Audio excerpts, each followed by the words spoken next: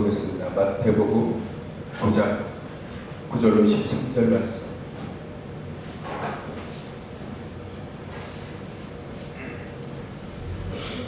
마태복음 9장 9절로 13절입니다. 예수께서 그곳을 떠나 지나가시다가 마태라는 사람이 세관에 앉아있는 것을 보시고 이르시되 나를 따르라 하시니 일어나 따르니라.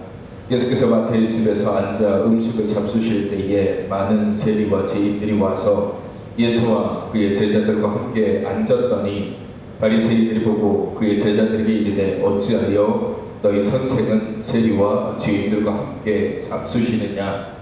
예수께서 들으시고 이르시되 건강한 자에게는 의사가 쓸데없고 병든 자에게라야 쓸데있느니라. 너희는 가서 내가 긍휼을 원하고 제사를 원하지 아니하노라 하신 뜻이 무엇인지 배우라. 나는 의인을 부르러 온 것이 아니요 죄인을 부르러 왔노라 하시니라. 아멘. 예수님께서 제자들을 이렇게 많이 12명의 제자를 부르셨는데 그 가운데는 여러 다양한 직업군을 가지고 있습니다. 어부도 있었고 또 운동권에 열심다분도 있었고 가로놀이다 같이 여러 가지 그런 직업군의 사람들이 있었는데 특별히 오늘 우리가 읽은 본문 말씀 마태라는 사람이 나옵니다.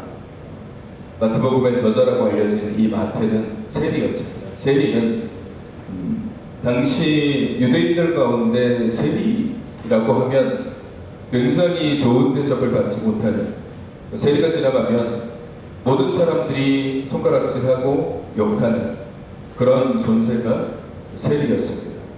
마태는 세리였습니다.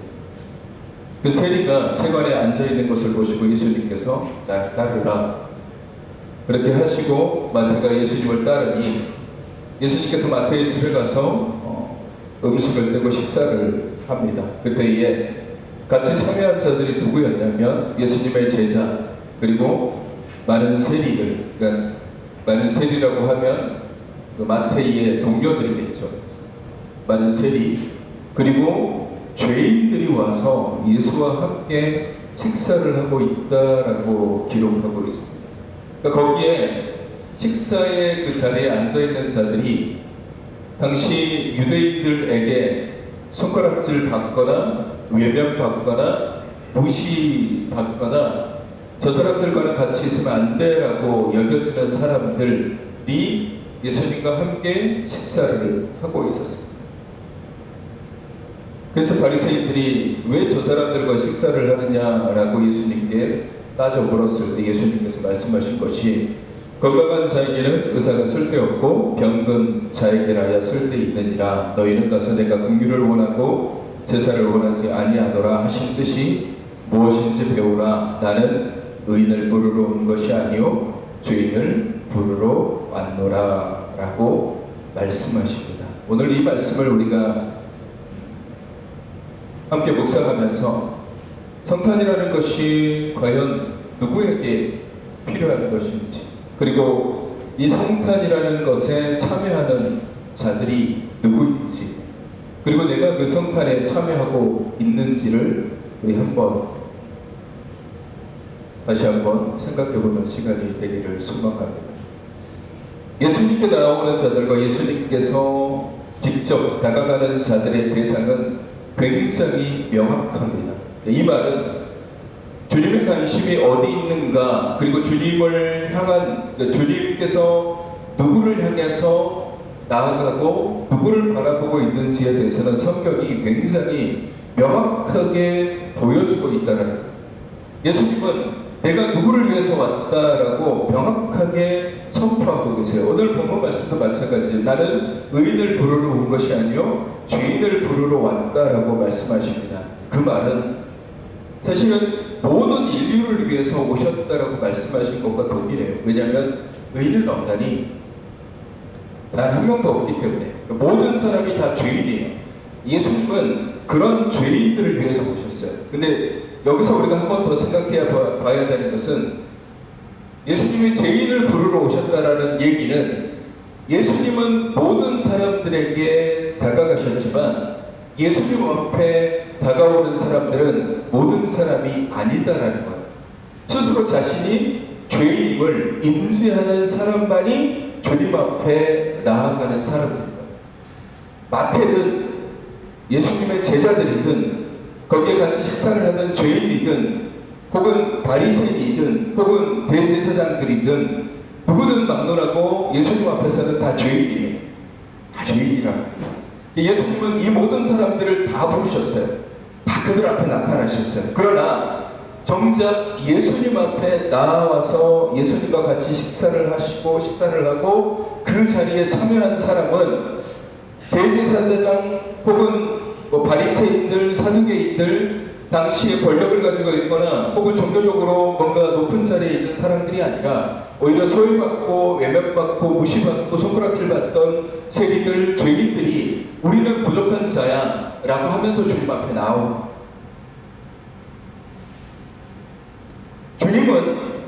주님께서 이 땅에 오신 그 목적 대상은 명확해요.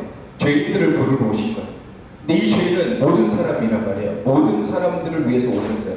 그 문제는 그 주님의 오심에 참여한 자들은 모든 사람이어야 되지만 그렇지 않는 사람들이 있다는 거예요. 성탄에 참여하지 못하는 사람들. 우리가 성탄절을 이렇게 떠올려 보면 예수님께서 아기 예수께서 가장 낮은 곳 말구유로 오셨을 때 천사들에 의해서 가장 먼저 이 기쁜 소식을 전해드린 사람들이 누굽니까? 천사들에 의해서 아기 예수가 이 땅에 너희를 구원할 구원자가 이 땅에 태어났다라고 하는 그 천사들의 이야기를 처음 들은 사람이 누굽니까? 목자들이었어요. 목자들. 그래서 양을 치고 있는 목자들. 이 목자들은 들에서 왜 양을 치고 있을까요? 들에서. 남들이 다 쉬고 있을 때, 남들이 다 평안하게 하고 있을 때 이 사람들은 들에서 양을 치고 있어요. 자기가 맡은 직업이기도 하지만 그 밤에 남들이 쉬고 있을 때 양을 치고 있었다는 것은 그런 양을 치는 무리들 중에서도 가장 낮은 사람들이에요. 가장 낮은 곳에 있는 사람들, 가장 소외받고 있는 사람들, 이 사람들을 하나님께서 그 사람들에게 임하셔서 예수 그리스도께서 오셨다라고 그들에게 얘기하시고, 가장 낮은 자들. 그러니까 성탄의 시간에 아기 예수를 영접한 인물들을 들여다보면 굉장히 작은 자들이에요.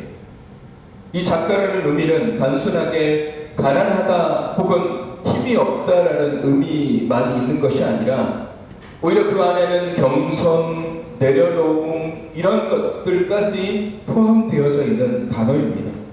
그러니까 성탄의 그 놀라운 경험을 하는 사람들, 그리고 주님 앞에 나오는 사람들은 연약하고 힘이 없는 자들, 가난한 자들, 그리고 겸손하고 낮아져 있는, 스스로 자신을 낮추는 사람들이 주님의 성탄을 경험하게 되었고 또 주님 앞에 나오게 되었습니다.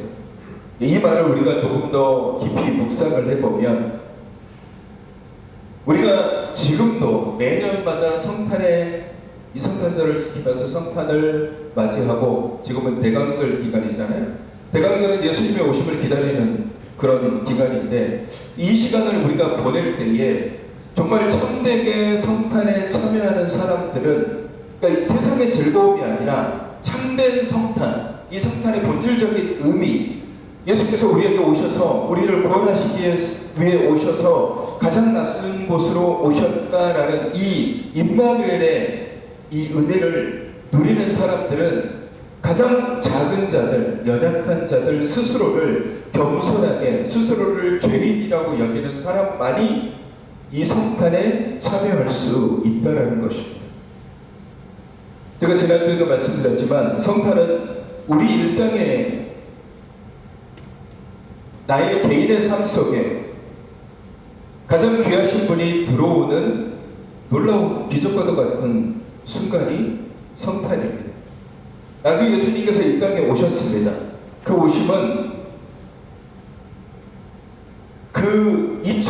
전, 2025년 전 그때에 이 땅에 오시고 끝나는 것이 아니라 매 순간순간 우리 안에 오신다는. 그러니까 성탄은 딱 1년에 한 번 그날 그 순간에 이루어지고 끝나는 사건이 아니라 성탄은 오늘도 그렇고 내일도 그렇고 1년 뒤에도 그렇고 1년 365일 매 순간순간 우리 안에서 늘 일어나는 사건이에요. 왜냐하면 주님은 언제나 우리 안에 매일 들어오시기 때문에 그런 겁니다. 그리고 우리는 매일 내 안에 오시는 예수 그리스도를 붙잡고 우리가 하루를 살아가야 돼요. 그것이 신앙이고 그것이 믿는 사람의 삶입니다. 이게 변하지 않는 진리예요. 그리스도께서 우리와 함께 하시다. 아기 예수, 우리가 성탄, 그러면 임마누엘의 하나님을 떠올리잖아요. 임마누엘, 하나님이 우리와 함께 계시다. 아기 예수님께서 이 땅에 오심으로 말미암아 이 아기 예수님, 예수 그리스도, 그리스도께서 우리와 함께 하심을 선포하고 보여준 사건이 성탄입니다. 그러니까 성탄은 엄밀히 따지면 특별한 날이 아니에요. 우리는 성탄을 특별하다라고 얘기하잖아요. 그래서 1년에 한 번 있는 그 성탄, 그래서 모여서 케이크 먹어야 되고, 그래서 모여서 선물 줘야 되고 이렇게 생각하지만 성탄은 엄밀히 따지면 특별한 날이 아니에요. 성탄은 왜냐? 성탄은 매일 일어나는 날이니까. 매일 일어나는 사건이 성탄이에요. 여러분의 생일이 1년 365일이라면 그 생일이 특별한 날이겠습니까? 매일의 일상일 거 아니에요. 여러분이 아침에 저녁에 자고 아침에 눈 뜨는 그것이 사실은 기적이거든요. 엄밀히 따지면 여러분이 저녁에 잠을 자잖아요. 눈을 감고 수면에 들어갑니다. 잠을 자요. 어떤 사람은 3시간, 어떤 사람은 4시간, 어떤 사람은 8시간, 많이 사신 분들은 10시간 이렇게 주무시겠지만 그렇게 자고 아침에 눈을 뜬다는 것은 기적과도 같은 일이에요. 그 밤에 어떤 일이 벌어질지 어떻게 알아요? 내가 잠을 자는 과정 속에서 내 신체 기관이 멈출 수도 있는 거잖아요. 그럼에도 불구하고 아침에 눈을 떠요. 그게 기적 같은 일이란 말이에요. 근데 이 기적 같은 일들이 매일매일 일상처럼 아무렇지도 않게 반복되니까 이게 기적이라고 여기지 않는 거예요. 그렇잖아요. 아침에 눈을 뜨는 것에 대해서 오늘도 내가 기적같이 아침에 눈을 떴네라고 감사하시는 분이 계세요? 그렇지 않잖아요. 그냥 아침에 눈을 뜨고 일어나면 이건 당연한 거야. 이 당연하다는 생각조차도 하지 않고 그냥 지나가는 거잖아요. 성탄이 그런 거예요. 성탄은 특별한 게 아니에요. 아기 예수님이 이 땅에 오시고 예수 그리스도께서 이 땅에 오시는 그 사건은 오늘 또 우리 안에서 일어나는 사건이고 내일 또 우리 안에서 일어나는 사건이며 앞으로도 우리 안에서 일어나는 사건이에요. 매일매일 예수 그리스도께서 내 안에 오셔서 나와 동행하시고 나와 함께 호흡하시고 나와 함께 걸어가시고 나와 함께 삶을 살아가세요. 그게 성탄이에요. 근데 여기서 우리가 중요하게 생각해야 될 부분들이 있습니다. 이 성탄은 예수 그리스도께서 대상의 목적성을 가지고 오셨어요. 나는 죄인을 부르러 왔다. 근데 우리가 이 성탄에 참여하는 자인가가 중요해요. 내가 이 성탄에 참여하는 자인가가 중요한 거예요. 나는 죄인인가? 나는 겸손하게 주님 앞에 나아가는 사람인가? 이게 중요한 거예요. 교만한 사람은 성탄을 경험하지 못합니다. 자기 고집과 아집에 쌓여있는 사람 또한 성탄을 경험하지 못합니다. 예수님께서 가장 낮은 자에게 오셨잖아요. 그 사람들은 본인 스스로가 약하기 때문에 약한 자의 모습으로 주님 앞에 나아가요.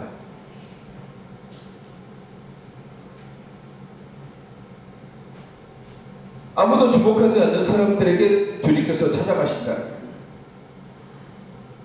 자신이 주목받는다라고 생각하고 자신이 세상의 중심이라고 생각하는 사람들, 자기 고집과 아집에 쌓여있는 사람들은 예수 그리스도를 바라보지 않습니다.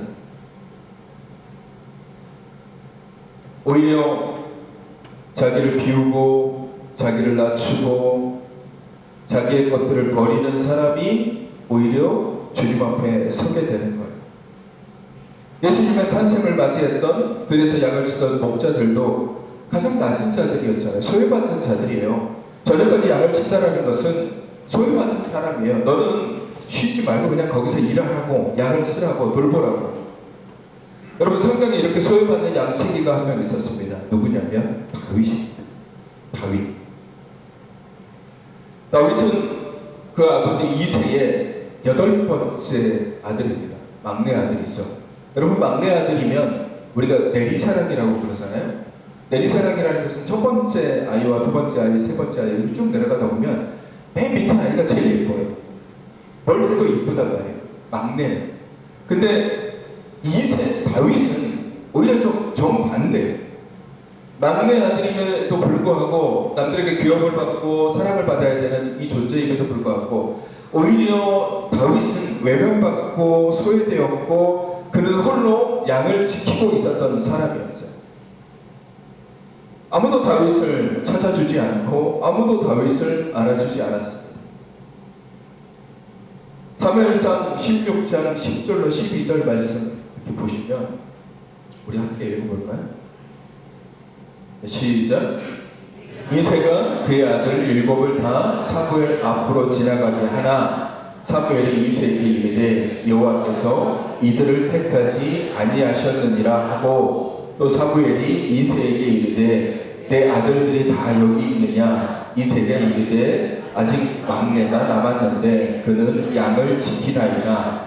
사무엘이 이새에게 이르되 사람을 보내어 그를 데려오라. 그가 여기 오기까지는 우리가 식사 자리에 앉지 아니하겠노라. 이에 사람을 보내어 그를 데려오매 그의 빛이 붉고 눈이 빼어나고 얼굴이 아름답더라. 여호와께서 이르시되 이가 그니 일어나 기름을 부으라 하시는지라. 아멘. 여러분, 이 두 절의 말씀을 잘 들여다보시면 이새는 다윗의 아버지임에도 불구하고 사무엘이 방문했을 때 완전히 다윗을 잊어버리고 있었어요. 사무엘이 왜 방문했습니까? 사무엘이 기름 부음 받는, 그러니까 기름을 부어주는 왕을 세우는 그런 위치에 있었기 때문에 이새가 보기에 사무엘, 이 제사장이 우리 집에 방문했다는 것은 내 아들들 중에 기름 부음을 받을 자가 나올 거다라는 사실을 알고 있는 거예요. 그러면 그가 방문했을 때 자신의 모든 아들들을 다 데리고 왔어야죠. 다 데리고 왔어요. 8명의 다 아들. 엘리야부터 시작해서 다윗까지 모든 아들들을 다 사무엘 앞에 딱 준비시켜 놓고 이 중에 기름 부을 받을 자가 있느냐라고 물어봐야 돼요. 근데 큰아들부터 7번째 아들까지 사무엘이 이렇게 쓱 보고 사무엘이 보기에는 첫째 아들부터 엘리야부터 되게 마음에 들었는데 하나님은 아니었어요. 얘 아니야, 얘 아니야, 얘 아니야. 7번째 아들까지 다 지나갑니다. 그러고 난 다음에 물어봐요. 사무엘이 오히려 이새에게 야, 당신의 아들들이 이게 다인가? 라고 물어봐요. 그때서야 이새가 뭐라고 얘기해요? 아직 막내가 남아있는데 그는 양을 지키나이다 라고 얘기해요. 그 말은 뭐겠어요? 그때까지 그 아버지 이새는 자기 아들들을 사무엘에게 보여주는 이 중차대한 순간에 막내 다윗을 잊어버리고 있었어요. 오히려 사무엘이 얘기하니까 우리 막내가 있습니다. 근데 걔 양치고 있어요. 여기서도 보면요, 양을 지키고 있습니다 라고 얘기하면서 어떠한 행위도 하지 않아요. 어떠한 행위도. 양을 치고 내가 잊어버렸으니까 내가 하인을 보내서 우리 다윗을 데려고 오라고, 얼른 오라고 내가 얘기할게요. 그게 아니에요. 여기서도 잊어버리고 있어요. 오히려 사무엘이 이새에게 얘기해요. 빨리 가서 사람을 보내서 그를 데리고 와. 그가 와야지 우리가 식사할 수 있어라고 얘기해요. 오히려 외부 사람인 사무엘이 다윗을 챙기는 거예요. 그 아버지 이새는 다윗을 잊어버리고 있었어요. 다윗이 양을 치고 있었단 말이에요. 양을 친다라는 것은 이런 존재, 외면받고 소외받는 존재들, 그 주변에 있어봐야 누가 있겠어요? 양밖에 없잖아요. 양과 대화하면 옆에서 보면 사람들이 미친놈이라고 얘기하는 거죠. 양이랑 대화가 되는 거죠. 그런 자들이에요. 가장 소외받고 가장 낮은 자들. 근데 하나님께서 그 다윗을 이스라엘의 왕으로 세우시고 다윗을 통해서 그 놀라운 왕조를 하나님께서 세우시고 이 다윗을 통해서 예수 그리스도의 계보가 이어진 거죠. 가장 낮은 자를 하나님께서 사용하신 거예요. 자, 하나님은 이 소외된 자들을 기뻐하시고 이 소외된 자들을 하나님께서는 오히려 원하십니다. 성탄에 참여하는 사람, 목자들, 들에서 양을 치고 있는 목자들에게 천사가 나타나서 큰 영광의 그분이 이 땅에 오셨다라고 했을 때 그들이 예수님, 아기 예수님 앞에 가서 경배하고 아기 예수님께 찬양했어요. 여러분, 말구유에 태어난다는 것은 사람들이 접근하기 쉽지 않은 곳에 태어난 거예요. 말구유. 누가 말구유에 가겠습니까? 말구유에서 사람이 태어났대. 누가 가겠어요? 그리고 관심도 없어요. 예수님이 태어나신 곳, 그리고 예수님의 태어난 사건들, 그리고 그 상황 속에서 모여든 사람들, 동방박사들도 보십시오. 동방박사들은 별을 연구하는 사람들이 별을 연구하는 사람들. 그런데 그들은 자신들이 연구하고 이제까지 경험하고 지식으로 쌓아뒀던 것들을 따라서 삶을 살아가는 것이 아니라 갑자기 나타난 하나님이 인도하시는 별을 따라서 그들이 움직였어요. 자신들의 지식에 의해서 움직이는 것이 아니라 하나님의 뜻 가운데서 움직였고 헤롯 앞에 가서도 그 얘기를 했고 그리고 철저하게 하나님께서 말씀하신 대로 아기 예수께 경배하고 선물을 드리고 하나님의 명령대로 헤롯에게 가지 않고 그냥 갔어요. 그들도 철저하게 자신들을 내려놓은 사람들이고 자신들의 지식, 자신들의 학문, 자신들의 경험을 의지하는 것이 아니라 하나님이 보여주시는 그 길을 따라서 걸어갔기 때문에 아기 예수님을 만난 사람이에요. 자, 그 안에 헤롯이라는 인물이 있습니다. 헤롯은 동방박사에 의해서 이 소식을 들어요. 야, 이스라엘을 다스릴 왕이 태어났다라는 사실. 헤롯에게는 이 성탄에 참여할 수 있는 굉장히 좋은 그런 기회가 주어졌습니다. 베들레헴이라는 곳에서 이게 태어났다라는 사실을 발견하게 됩니다. 그러면 이 헤롯은 내가 비록 헤롯 왕의 자리에 있지만 이스라엘을 통치하실 하나님께서 예언하신 그 이스라엘의 왕이 태어나면 내 자리를 내려놓고 그분 앞에 경배하고 그분 앞에 나아가야지 라고 했으면 그도 성탄에 참여하는 자가 되었을 거예요. 그런데 헤롯은 어떻게 했습니까? 자기의 것을 절대로 포기하지 못하죠. 여러분 보십시오. 성탄은 가난한 자에게 주시는 하나님의 축복과도 같은 그런 순간이에요.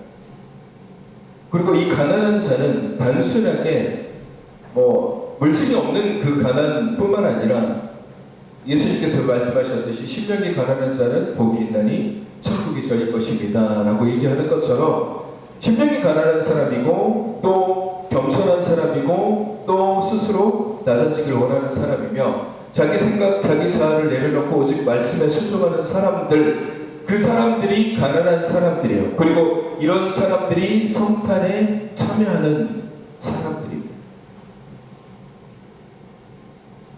성탄이라는 가장 귀한 은혜의 자리에 누가 참여하느냐? 우리가 그리스도인이라고 얘기를 합니다. 나는 그리스도인이야. 모든 그리스도인이 다 성탄에 참여할 수 있는 건 아니에요. 자신이 그리스도인이다라고 해서 모든 사람들이 다 성탄절을 보내고 성탄 행사도 하고 화려하게 뭔가 이런 걸 했다고 해서 모든 사람들이 다 성탄에 참여하는 것은 아니에요. 성탄에 참여하는 정말 본질적인 사람들은 겸손하고 가난하고 자신이 죄인임을 고백하는 사람들, 자신이 부족한 자임을 아는 사람들, 그리고 하나님의 은혜에 갈급함을 가지고 있는 사람들, 주님의 말씀에 사모함을 가지고 있는 사람들, 자기 고집과 자기 아집에 쌓여서 여전히 분노하고 여전히 고집 세우고 여전히 화가 나 있고 여전히 투덜거리고 여전히 불평하는 사람들은 결코 하나님의 은혜 가운데 참여하지 못하는 거예요. 여러분, 이스라엘 백성들이 광야에서 40년을 걸어가면서 그 가나안에 참여하지 못하는 사람들은 어떤 사람이었습니까? 그 광야에서 기적이 주어지고 하나님의 사랑이 주어지고 하나님의 복이 주어졌음에도 불구하고 늘 불평하고 늘 원망하고 늘 모자라다라고 얘기하고 늘 겸손하지 못한 교만한 자들이 그 40년의 기간 속에서 광야에서 꼬꾸러지고 가나안 땅에 들어가지 못하게 된 거예요. 성탄은 누구에게나 열려있는, 문이 활짝 열려있는 잔치와도 같은 것. 그러나 그 안에 들어가려면 반드시 필요한 것이 있어요. 의복이 있어야 되고 그 마음에 정결함이 있어야 돼요. 아기 예수의 그 놀라운 은혜, 임마누엘로 이 땅에 오신 그 예수님을 우리가 정말 매일매일 경험하고 매일매일 삶 속에서 그 은혜를 누리며 살아가는 사람들은 그리스도인이다라는 이름만 가지고 있는 사람들이 아니라 스스로 낮추고 자기의 십자가를 짊어지고 예수 그리스도의 길을 따라 걸어가는 사람들, 그 사람들이 결국 그 성탄에 참여하는 사람들입니다. 예수님께서 왜 마태를 부르셨을까요? 그리고 왜 마태와 함께 그의 동료들인 세리들 그리고 죄인들과 함께 식사를 하셨을까요? 그들은 예수님의 성탄에 참여하는 사람들이, 그 은혜 안으로 들어오는 사람들이 자기들이 죄인임을 알고 자신들이 부족한 자임을 알고 자신들이 연약한 자임을 알고 주님 앞에 나온 자들이었어요. 주님은 그들을 기꺼이 받아주셨고 그들과 같이 식사하셨고 그들에게 말씀을 선포하여 주셨고 그들에게 생명의 빛을 보여주셨습니다. 그리스도인들이 제일 못하는 게 뭐냐면요, 겸손이에요. 그리스도인들이 제일 하기 힘든 게 자기의 자아를 부셔뜨리는 겁니다. 믿음이 강하면 강할수록 우리는 더 겸손해야 되고 교회를 다니면 다닐수록 나의 부족함을 깨달아야 되고 예수를 믿으면 믿을수록 나의 부족함을 더 알아야 되고 더 깨달아야 돼요. 아, 내가 부족한 자구나. 나는 모자란 자구나. 그럼에도 불구하고 왜 나는 이렇게 다른 사람에게 대해서 화가 나 있지? 왜 나는 다른 사람을 향해서 내 분노를 표출하고 있지? 왜 나는 다른 사람을 미워하고 있지? 왜 나는 다른 사람을 선하게 바라보고 있지 않지? 왜 나는 선입견을 가지고 다른 사람을 바라보지? 이 모든 사람들은 그리스도의 성탄에 참여하지 못하는 거예요.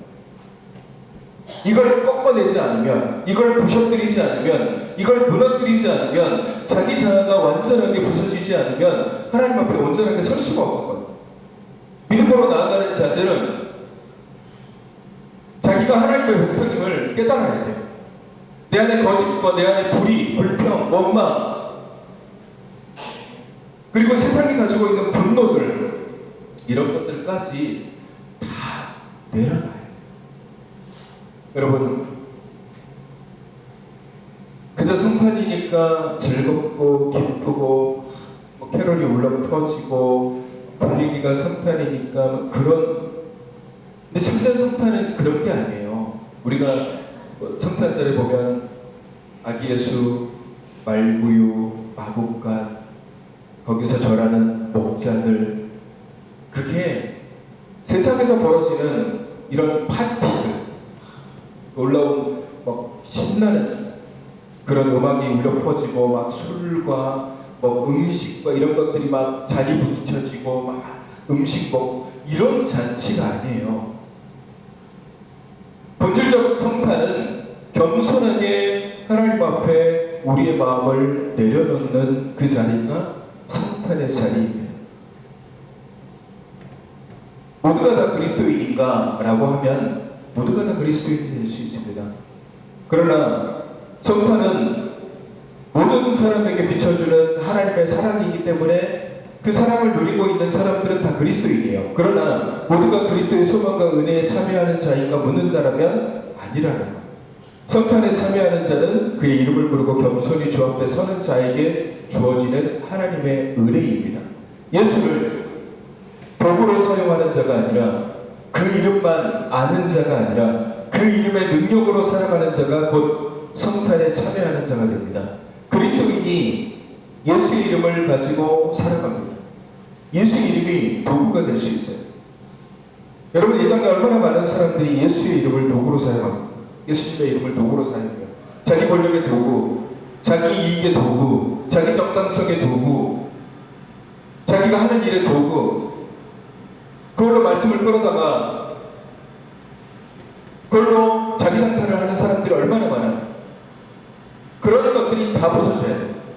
오늘 우리도 마찬가지입니다. 개인도 하나님 앞에 나와서 기도하지만 그 기도가 자기 이익을 위한 기도가 될 수도 있고, 예배를 드리지만 내 고집은 꺾지 않고 하나님의 고집을 꺾으려고 하는 예배가 될 수 있고, 하나님의 고집을 꺾으려고 하는 기도가 될 수 있어요.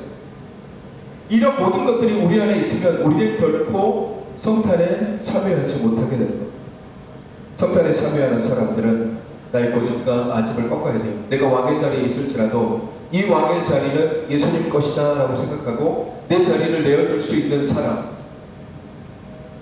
내 삶의 자리를 예수 그리스도께 내어줄 수 있는 사람, 내 영혼 속에, 내 삶 속에, 내 삶의 중심 속에 예수 그리스도가 임재함을 아무런 거리낌 없이 받아들일 수 있는 사람, 주님이 가라고 하면 가고, 주님이 포기하라고 그러면 포기하고, 주님이 사랑하라고 그러면 저 사람이 내가 가장 미워하는 사람일지라도 사랑할 수 있는 사람, 그런 사람이 그리스도의 성찬에 참여하는 사람들입니다.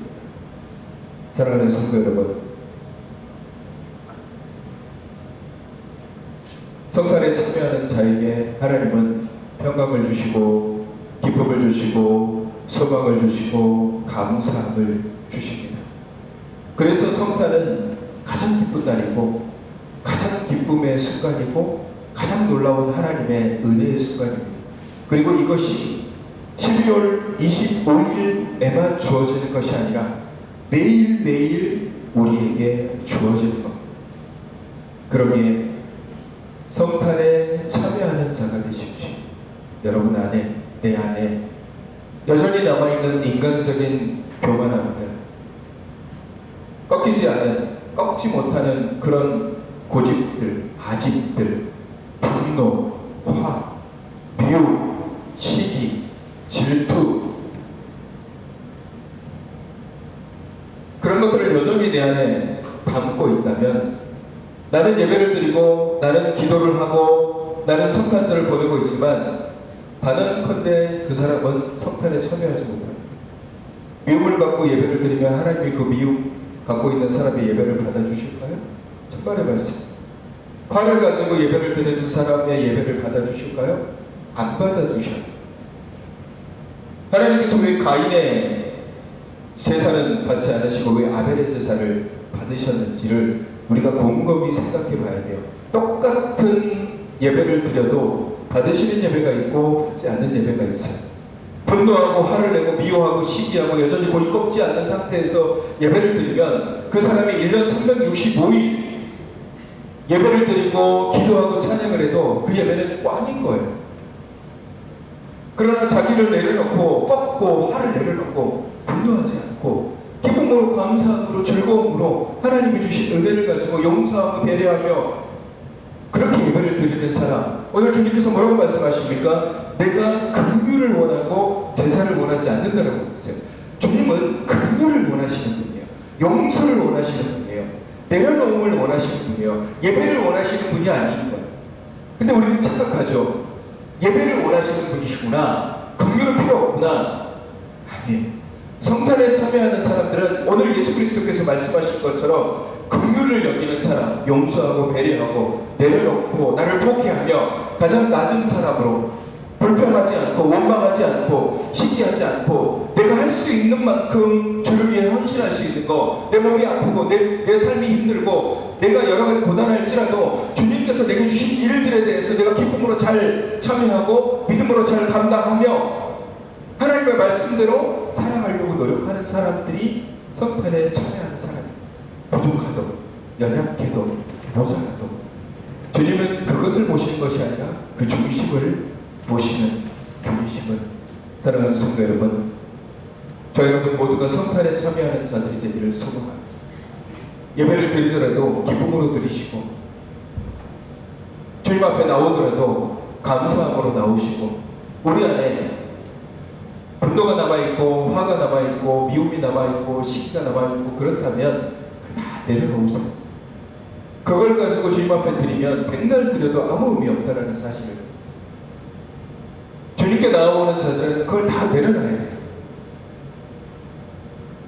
십자가 앞에 다 내려놓으시고 온전히 이 깊은 성탄, 우리에게 평강을 주시고 우리에게 소망을 주시는 이 놀라운 성탄, 임마누엘의 은혜, 그 귀한 은혜가 저 여러분의 삶 가운데 이 성탄의 시간들 뿐만 아니라 우리의 1년 365일의 매일의 삶 속에 그 성탄의 임마누엘의 은혜가 여러분 가운데 충만하게 임하시기를 주님의 이름으로 축원합니다.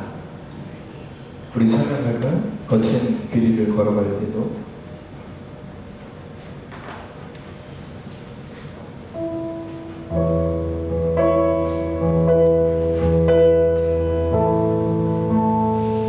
모든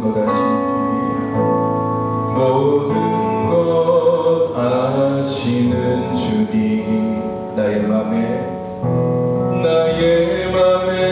연약함 보시고 부족한 그 모습대로 주님 마음에 새겨주시네. 주님께 토로한 마음, 주님께 토로한 마음 하나하나 헤아려 주시니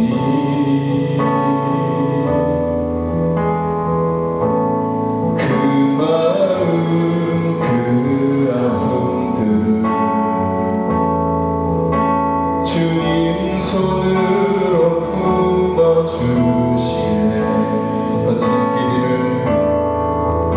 거친 길을 걸어갈 때도 험한 산이 앞을 막아도 빛 대신 주님의 두 손이 나를 붙드네.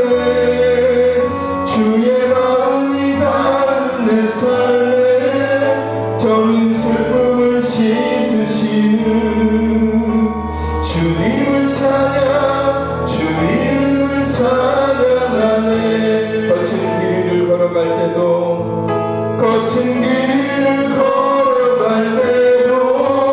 험한 산이 앞을 막아도 빛 대신 주님의 두 손이 나를 붙드네.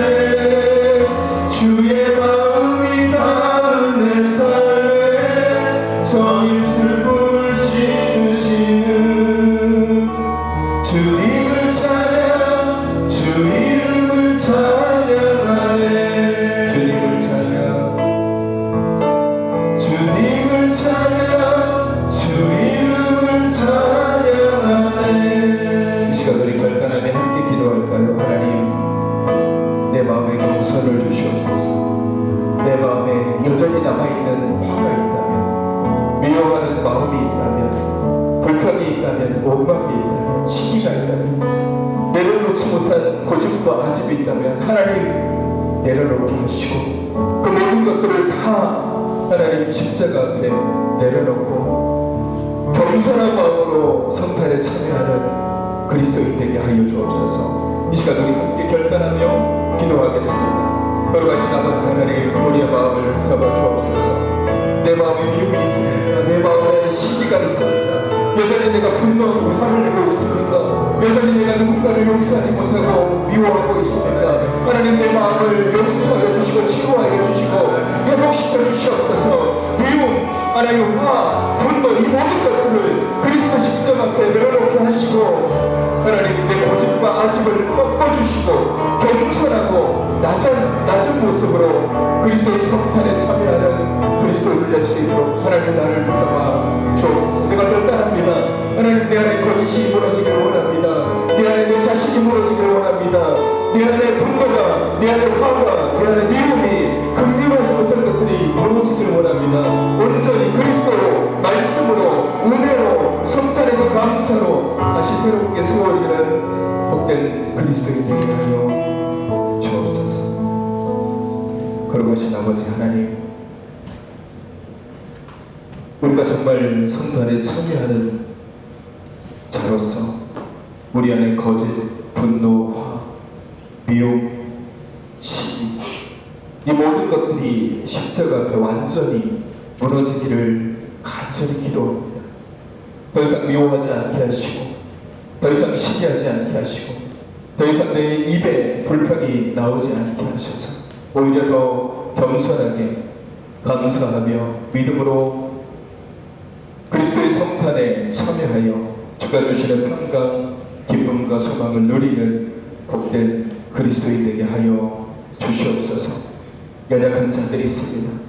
병상에 누워 계시는 우리 오영 권사님, 또 연로하시고 요양병원에 계시는 분들, 또 육신의 질병 가운데 있는 여러 지체들, 마음의 상처, 아픔, 우리가 알지 못하는 고통과 힘듦 때문에 눈물을 흘리며 가슴 아파하는 자들의 모든 눈물을 주여 닦아주시고 그 마음의 성탄의 기쁨과 그 마음의 성탄의 감사와 그 마음의 성탄의 소망이 들어감으로 말미암아 이제 일어나 회복하며 다시 힘을 얻고 주 이름으로 살아갈 수 있는 복된 그리스도인 되게 하여 주옵소서. 머리 가지에 있는 지체들과 함께 참여하지 못한 지체들에게도 주님의 귀한 은혜를 더하여 주시옵소서. 이제는 우리 주 예수 그리스도의 은혜와 하나님 아버지의 사랑하심과 성령님의 인도교통 충만하신 은혜가 내려놓음으로 내 안의 것들을 무너뜨림으로 그 귀한 성탄에 참여하기로 다짐하는 주님의 귀한 백성들 위해 이제로부터 영원까지 함께 하시기를 간절히 축원하옵나이다. 아멘.